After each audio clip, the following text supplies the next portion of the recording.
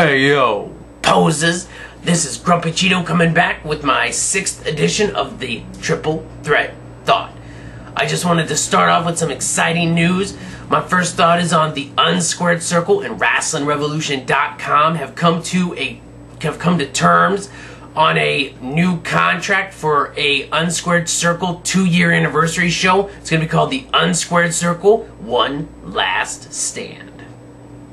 Of course, Bobby Black and Wesley White are going to be hosting it like usual. You may see some other old U2Cers come back from the dead and join the show. It's going to be on Blog Talk Radio. You can get the details on WrestlingRevolution.com. And yeah, so it's going to be our 2-year anniversary. The Unsquared Circle cast comes back. We're going to be announcing more as more people are casted. Maybe Anonymous Angel, T-Roy, myself. You never know. You have to go on Wrestling Revolution to see who's been signed and who has not been. It's going to be this Saturday at 4 p.m. and it goes till 4:30 p.m. Eastern Standard Time. And we're going to take calls from old school U2Cers and, hey, even some new people who are interested.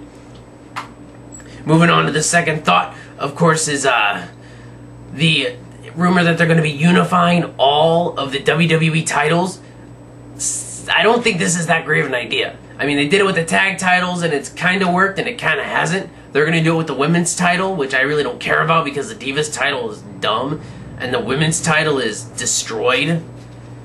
So I really don't think this is going to work out. I mean, they're going to unify the world titles and the IC and the US title. I just don't see WWE's logic in doing this. I mean, are they going to bounce between both shows? That just doesn't make any sense. I liked having the split shows and the split titles. It made a lot of sense to me.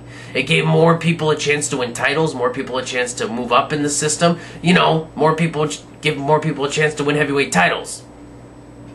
So, do I think this is some great and glamorous move by the WWE? Not really. I want to hear all of your thoughts, though. I mean,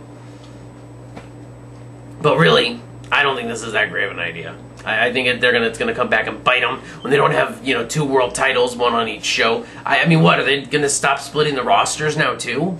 I mean, is it just gonna be like before, where it's just like whoever goes on whatever show and whatever?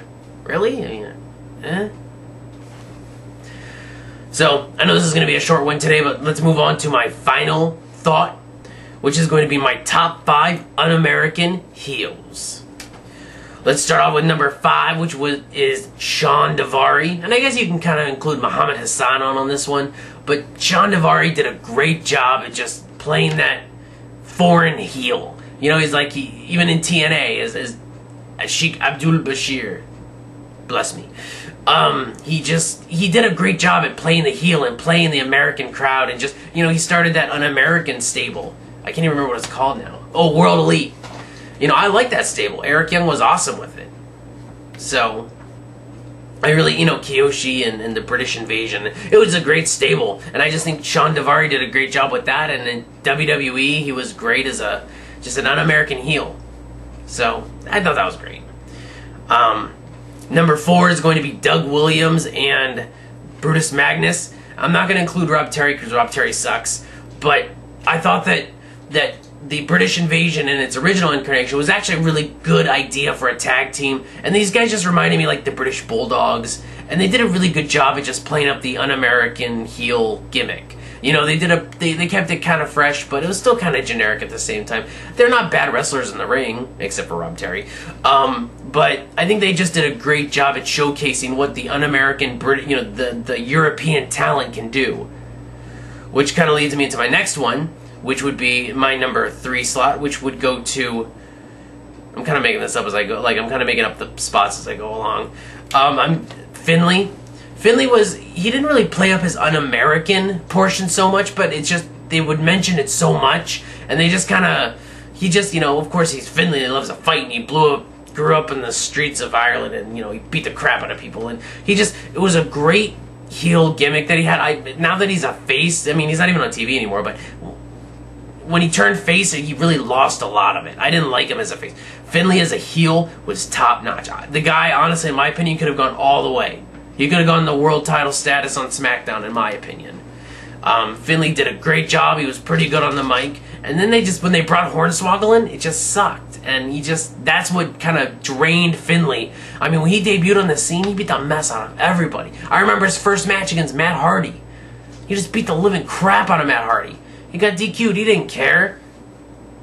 So it's not like he was like against Americans, but he's just an un-American like gimmick that like just spoke for itself. His unorthodox ring work and all that just was incredible.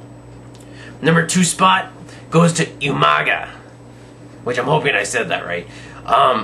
You know, may he rest in peace, but this guy had a great un-American gimmick. I mean, the guy, they never had him really speak much English, and he was just a Samoan bulldozer. He just beat the mess out of them. You know, they had him with the face paint, and he always just beat the mess out of people. You know, they didn't really play into his gimmick too much, except the fact that he couldn't speak English, and he'd kill you.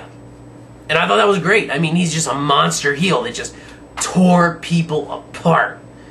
I can respect that. There are people who are good at that gimmick, and Umaga was incredible at that gimmick. Leads me to number 1. Sir William Regal. I get it, the guy's kind of a jobber, but over the years, and I'm doing these top 5 as kind of like in recent history, not like in all time. This is like in the past 5 years. Sir William Regal, or William Regal, is quintessentially the best un-American heel ever, in my opinion. This guy can play a crowd with the British accent he has, the way he walks, the way his music hits, the way he wrestles in the ring. You know, the whole Blackpool, you know, they always mention he's from Blackpool and he grew up on the streets and he fought his way to the top. William Regal is one of the best un-American gimmicks ever, in my opinion. I mean, even I'm only doing the past kind of 5 years, I would put William Regal in the top 3 ever. William Regal, he deserves to be world title status on SmackDown or Raw. He can play any crowd. He can play any heel gimmick. I mean, for a while there, a long time ago, they ended up playing the man's man gimmick, which like failed. I mean, you have him doing the general manager thing. He fits it perfectly just because he's got that snobbish British attitude, and he just plays it so well. William Regal is a ring veteran and a ring general in the ring and outside. He's great on the mic. You put him in a stable like the Blackpool Domination with Kozlov and Ezekiel Jackson. I mean, he made those 2 guys.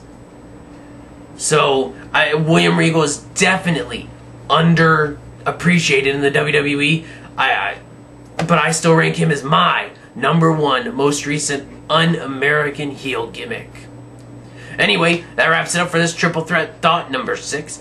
I'm Grumpy Cheeto. Don't forget, Saturday, check out the Unsquared Circle One Last Stand. The number to call in, it's going to be a radio program. The number will be on the website. You can just call in and you can talk with Wesley White, Bobby Black, and maybe some other old U2C alumni. And, you know, it's at 4 p.m. Eastern Standard Time.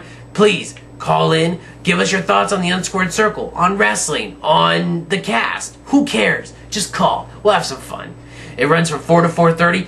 I'm Grumpy Cheeto, and